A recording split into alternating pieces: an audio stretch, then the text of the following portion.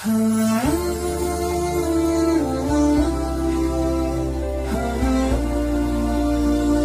Akbar, Allahu Akbar. Bismillahirrahmanirrahim. Assalamualaikum warahmatullahi wabarakatuh. Alhamdulillahi rabbil alamin. Wabihi nasta'in ala umuri dunya waddin. Wassalatu wassalamu ala asyrafil anbiya'i wal mursalin Sayyidina Muhammadin wa ala alihi wa ashabihi ajma'in. Qala Allah Ta'ala fil Qur'anil Azim. A'udzu billahi minasy syaithanir rajim. Bismillahirrahmanirrahim. Tabarakalladzi biyadihil mulku wa huwa ala kulli syai'in qadir. Alladzi khalaqal mauta wal hayata liyabluwakum ayyukum ahsanu amala. Shadaqallahul azim. Hadirin sidang jemaah subuh yang berbahagia. Pertama, marilah kita mengucapkan puji dan puja kehadirat Allah Subhanahu wa taala atas segala rahmat dan karunia-Nya. Pada subuh yang berbahagia ini, Allah telah kembali memberikan kesempatan kepada kita untuk selalu berta'abbud kepadanya. Dalam hal ini sama-sama kita telah melaksanakan salat subuh secara berjamaah. Dan ini merupakan bahagian dari motivasi kita untuk terus melaksanakan segala titah perintah Allah Subhanahu wa taala. Kemudian selawat seiring salam juga kita sanjungkan kepada Rasulullah sallallahu alaihi wasallam sebagai sosok qudwah hasanah, sebagai sosok suri tauladan yang perlu kita sikapi bersama. Bapak-bapak dan ibu-ibu, hadirin dan hadirat yang berbahagia, sebenarnya yang berdiri di atas mimbar adalah Tengku Samsul Bahri. Berhubung beliau tadi jam 5:15 sambilan kita makan sahur, beliau menelpon saya bahwa beliau dalam keadaan kurang sehat. Jadi sebagai ganti beliau, tidak mungkin lagi saya telepon para penceramah karena waktunya sudah sangat kepepet. Daripada hana orang lain kakehelun iklun. Oleh karenanya mohon maaf apabila ada kekurangan-kekurangan di dalam penyampaian tausiah pada subuh yang berbahagia ini. Bapak Ibu yang berbahagia, pada subuh yang berbahagia ini kita coba melihat 1-2 ayat Al-Quran bersama dengan hadis-hadis Rasulullah sallallahu alaihi wasallam. Semoga ayat dan hadis ini menjadi iktibar bagi kita, bagi pelajaran bagi kita di dalam meniti kehidupan di dalam dunia yang fana ini. Sebagaimana ayat yang telah kita sampaikan, Tabarakalladzi biyadihil mulku wa huwa ala kulli syai'in qadir. Segala keberkatan menjadi milik Allah dengan segala kekuasaannya. Jadi semua ini adalah milik Allah, berada di dalam genggaman Allah, berada di dalam tangan Allah, berada di dalam kekuasaan Allah. Dan sesungguhnya Allah atas segala sesuatu maha kuasa untuk menghancurkan, untuk menstabilkan, untuk merobohkan, untuk menghidupkan, untuk mematikan. Segala yang ada di dalam alam dunia ini Allah punya kuasa. Kemudian Allah melanjutkan dengan Alladzi khalaqal mauta. Dialah Allah yang telah menciptakan kematian. Bukankah kita hidup di dalam dunia ini dari tiada? Makanya kepaawai mati kemudian baru hidup. Jangan kita fikir bahwa kita hidup lebih dahulu, tidak. Makanya ayat Al-Quran selalu mengatakan dengan mati dulu baru kemudian hidup. Alladzi khalaqal mauta, yang Allah telah menciptakan kita dari kematian, dari tiada. Orang yang kematian kahanale, segala kita berada dalam dunia ini kita tidak ada. Makanya dikatakan dengan alladzi khalaqal mauta. Kemudian wal hayata, kemudian kehidupan ini, hidup kita. Ada yang hidupnya 80 tahun, 1-2. Hari ini di kampung kita siapa yang paling tua? Kadang Pak Cik, kadang Haji Usman, kemudian Lim Hamzah, dua-dua pakai kursi. Kemudian Abu Cuk terus Tengku Beriman, yang umur yang ke 80 tahun, diberikan kehidupan, diberikan kehidupan kepada kita semua. Nah yang 60 tahun diberikan kehidupan kepada kita. Ada yang 40 tahun, ada yang masih 0 tahun, belum sampai 1 tahun diberikan kematian. Wa ma tadri nafsun madza taksibu ghadan wa ma tadri nafsun bi ayyi ardin tamut. Kamu tidak akan mengetahui kapan kamu akan meninggalkan dunia ini. Wa ma tadri nafsun bi ayyi ardin tamutu, dan kamu juga tidak mengetahui di mana posisi kamu akan kembali kepada Allah. Oleh karenanya dikatakanlah alladzi khalaqal mauta wal hayata, diberikan kematian dan kehidupan. Untuk apa? Untuk apa diberikan kematian? Untuk apa diberikan kehidupan seperti ini? Liyabluwakum ayyukum ahsanu amala. Allah coba menguji. Allah ingin mencoba kita semua. Ayyukum ahsanu amala. Siapa di antara kamu yang paling baik amalannya? Yang beri kehidupan agaknya. Dan Allah punya kuasa, kalaupun kita tidak diberikan kekuatan untuk hidup, punya kuasa Allah. Tetapi untuk apa juga? Allah beri kita kehidupan ini untuk dicoba oleh Allah. So di antara hamba-hamba Allah yang paling bagus, yang paling jempol, yang paling baik amalan perbuatannya. Orang yang tua, dia memperbaiki hidupnya, selalu beribadah kepada Allah, terhindar dari hal-hal yang maksiat. Itu akan lebih dilihat oleh Allah Subhanahu wa taala kepada orang tua tersebut. Karena dikatakan orang yang paling bagus adalah orang yang panjang umurnya dan baik amalannya. Tetapi orang yang paling buruk adalah orang yang diberikan kehidupan panjang umur tetapi amalannya kurang. Liyabluwakum ayyukum ahsanu amala, untuk menguji kamu siapa di antara kamu yang paling baik amalannya. Hadirin sekalian jamaah yang berbahagia, Allah tidak melihat bahwa orang punya jabatan, orang kaya, orang terhormat,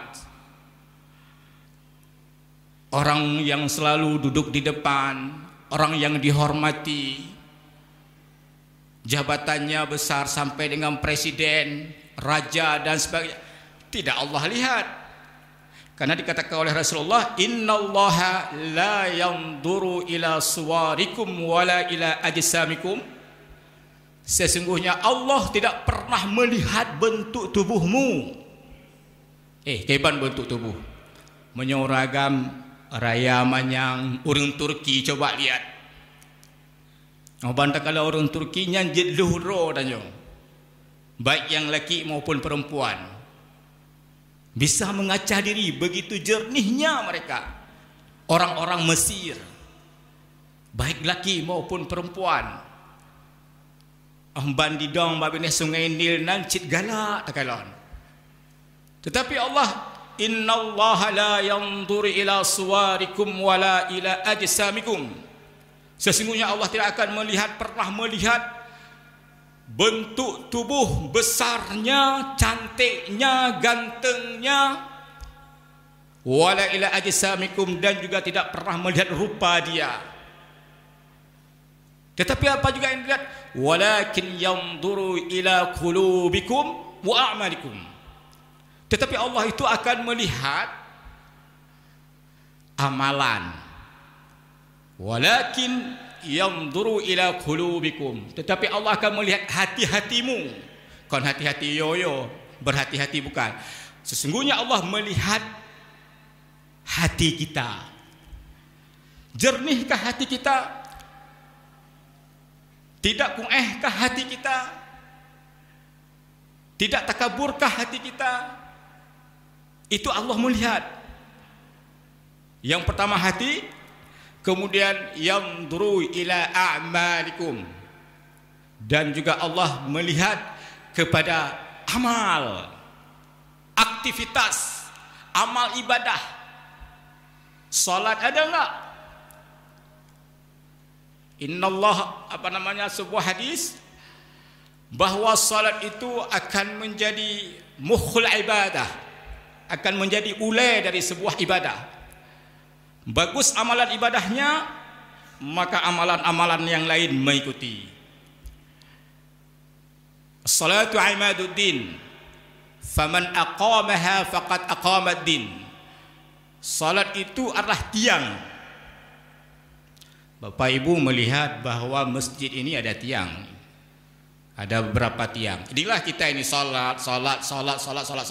Semua salat. Tetapi kalau enggak ada tiang, pak duduk plafon, pak duduk kubah, pak duduk dinding, kubah, plafon, dinding, kipas angin. Inilah dia amalan-amalan yang lain. Puasa, zakat, sedekah, ibadah sunat, qiyamul lail, duha, lain sebagainya. Tetapi Allah patoknya adalah ibadah salat. Sangat kita sayangkan hadirin sidang jamaah yang berbahagia, umurnya sudah 60 tahun tetapi salatnya ya Allah. Kadang-kadang masjid, kadang hanya tempat kemah, kadang. Umurnya sudah 65 tahun. Pajan tekalon awatina kenduri. Kan sayang. Terserahlah, barangkali beliau ada salat di rumah. Enggak apa-apa. Yang penting salat ada. Tapi kalau itu tidak ada, ya Allah, yang pertama akan dihisab adalah salat. Kalau salat tidak ada, hanya 4 amalan. Walaupun tertalkin, kadang ma rabbuka wa ma qiblatuka wa ma ikhwanuka. Salat hana padahal soal kaboco, tetapi enggak bisa menjawab kalau misalnya salat tidak ada. Hadirin sidang jamaah yang berbahagia, karenanya Allah akan melihat, faman ya'mal mithqala dzarratin khairan yarahu. Barang siapa yang berbuat kebajikan semiskal zarrah. Miskal zarrahnya gimana? Ubitat. Sebiji atom yang paling kecil. Kadang lagi corona, Coronanya kan hanya lemah badannya. Tetapi kalau kemudian dibuat mikroskop, diterepong, itu akan nampak. Yang mbak video, yang mbak YouTube-nya, kalau orang bersin ada. Orang bersin itu, tapi kira-kira hanya kuman. Biasa-biasa aja lah. Bersin. Kadang-kadang ciubir ya tu bersin. Itinan ke yang paling mangat. Makanya karena mangatnya guyukun, alhamdulillah. Segala puji bagi Allah. Karena itu penyakit, keluar penyakit. Awak diluh dalam video-video yang bergumul dia, menggelombang-gelombang dia. Menggelombang, munan, nyai virus bandum ya. Maka jika pakai. Seandainya memang bersin, tak tahu juga lagi nya. Kakek kero dan hana huruf kegop, hana iplung bak gop. Faman ya'mal mithqala dzarratin khairan yarahu. Barang siapa yang berbuat amal kebajikan semisqal zarrah, Allah memperhatikan, Allah akan menghitungnya. Makanya hadirin sidang jamaah yang berbahagia, itu hidup manusia itu terbagi kepada 4 fase dia. Yang pertama adalah fase tufulah, fase anak-anak. Dari 0 sampai 15 tahun, dari 0 sampai umur baligh, itu namanya tufulah, anak-anak.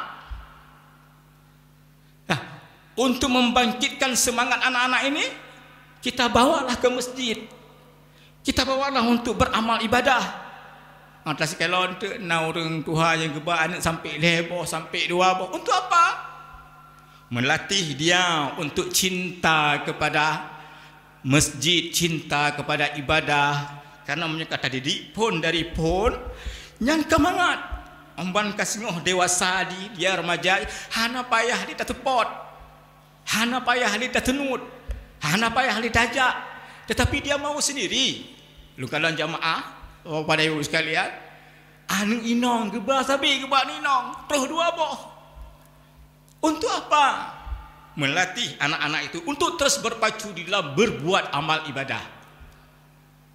Ladu-ladum hanya sekedar ilustrasi bentuk, dan memang betul ya. Masjid Allahu Akbar, syahadu an la ilaha illallah, yang 4 naik SD, yang 4 naik SMP. Urung Tuhan geprehani Pak SD nana geprehani yang pakai kamar, yang salat aju, yang prehani aju, yang dua Honda geprehani dalam keadaan posisi di atas kereta, di atas Honda. Masya Allah. Assalamualaikum warahmatullah, assalamualaikum warahmatullah. Ani gua hidupit gaknya mentang dia di Honda. Masya Allah. Rugi sekali. Mengapa tidak 9? Dia 9 tak perhani kadang 20 atau 30 minit atau 5 minit. Janganlah buat masjid. Masya Allah, kalau hari ini seperti itu, di samping masjid, di luar pagar masjid, kedengarannya, Masya Allah, kita tidak bersegera ke masjid. Dah fikir, menyo beliau itu masih di rumah. Kalau beliau itu masih di pasar, kalau beliau itu masih di tempat kerja, nyana apa ya fikir? 9 prehani, Masya Allah. Kenapa tidak ke masjid aja dulu? Ombalihnya, ane tak apa ane? Hai, menyo memang kawai kah nak? Kapreh mantap mana pagi bah? Mangatat. Masya Allah. Bapak-bapak dan ibu-ibu sekalian. Yang kedua adalah tadi tufulah, kemudian syababah, pemuda. Yang awak muda tanya adik-adik remaja masjid. Itulah yang dikatakan yauma la dhilla illa dhilluh. Pada suatu hari yang tidak ada perlindungan Allah kecuali Allah yang lindungi mereka. Salah satunya adalah syabun nasya'a fi ibadatillah. Seorang pemuda yang tergerak hatinya untuk beribadah kepada Allah. Bapak-bapak ibu sekalian, latam nijak nyatakan lon bak qiyamul lail, itu ramai sekali anak muda. Ramai sekali. Hana pandai-pandai dum hana duri anak muda. Masya Allah. Ibadah boleh dekat lon awaknya. Berbaju biasa saja, dengan baju dengan celana panjang. Sekitar 30 minit. Celana panjang, kadang-kadang baju oblong, kadang-kadang baju kemeja. Tetapi mereka yakin bahwa qiyamul lail, tahajud itu adalah bahagian yang paling baik untuk memuji amalan seseorang yang dikatakan oleh Allah. Maka dijawabnya, Masya Allah, muda mentong lagi nyan hana payah tepat ni. Kenapa? Karena sudah dididik waktu kecil dia oleh orang tua. Itulah yang dikatakan dengan syababah. Yang ketiga selanjutnya dikatakan fase-fase hidup kehidupan manusia itu ada yang dikatakan dengan kuhulah. Fase kuhulah itu fase umur 40 tahun. 40 tahun, 41, 42 sampai 60 tahun. Oh, tanya umur 50, leh misal. Itu fase puhulah. Bapak-bapak dan ibu-ibu sekalian, kita enggak tahu seperti yang kita ungkapkan tadi bahwa kematian itu tidak diberitahukan terlebih dahulu. Kematian itu tidak harus dilalui oleh sakit terlebih dahulu. Kematian itu tidak harus dilalui dengan tinggal di rumah sakit terlebih dahulu. Kematian itu datang dengan tiba-tiba. Kematian itu datang dengan seketika. Kematian itu datang dengan sekonyong-konyong. Abih tanya. Menyohana amalan. Sengsara tat di dalam kehidupan kuburan. Mereka meminta untuk cepat-cepat kiamat. Mereka berfikir bahwa kiamatkah selesai dengan siksaan yang diberikan oleh Allah, dipikirkah selesai? Dan itu selama-lama Ambangka habis segala dosa-dosa baru dari dalam neraka ke pindah syurga. Temang ka habis.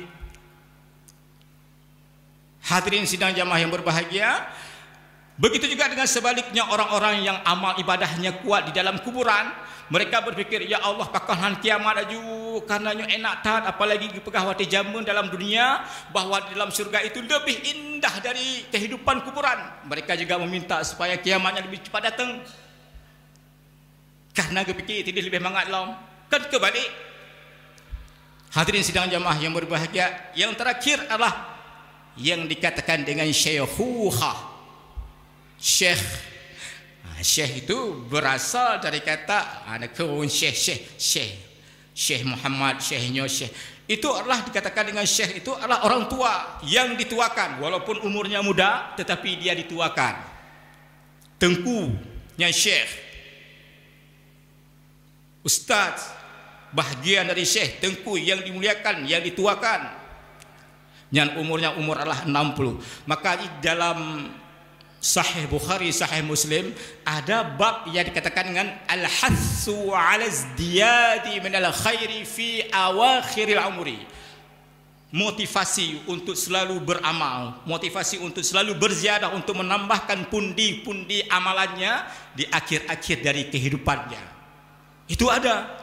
Sehingga dalam sebuah sabda Rasulullah SAW, salasatun la yudhilluhumullahu wa la yuzakkihim wa lahum azabun alim. Ada 3 golongan yang Allah tidak akan pernah melihat, tidak pernah menilik, wa la yuzakkihim, dan tidak pernah mensucikan mereka. Bagi mereka adalah azab yang pedih.